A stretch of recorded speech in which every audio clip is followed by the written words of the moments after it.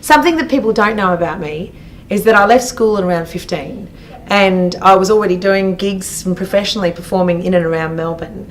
But I also happened to score a job on television with Shirley Strawn, and the two of us hosted this, I guess it was like a school leavers project, where we were describing to children, if they wanted to leave in and around 14 and 15, what they could probably do. I have never seen it back. I'm sure it's very cute because I had not a clue about what I was doing, but Shirley was a great guy and miss him a lot.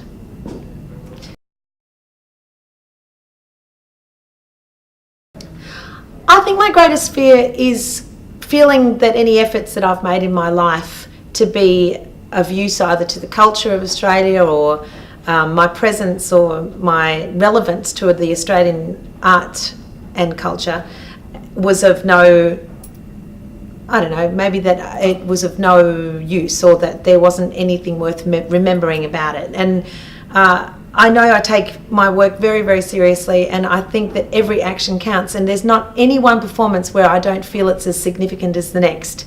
I could perform to 50,000 people and it feels exactly the same to me as performing for 5.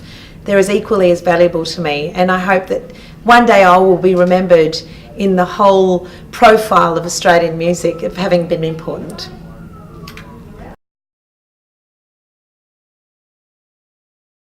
The defining book for me in my childhood was a book about Claude Debussy, actually. It was called Clair de Lune, and I found it in an old op shop, and it was really romantic, and it described this kind of life in Montmartre and how a bohemian he was. And this was all before Moulin Rouge and before Baz Luhrmann, and I was making that movie in my head.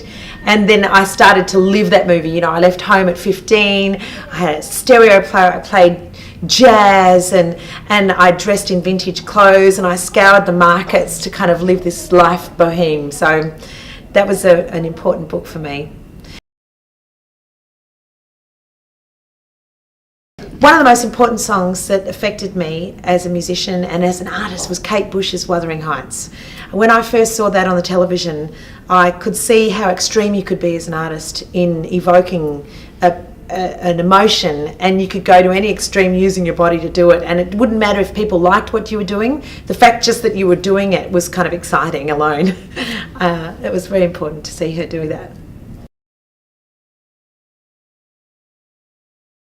One of the characters I would like very much to have been in a book is Jasper Jones, or for that matter, it could have been To Kill a Mockingbird. It could have been Harp.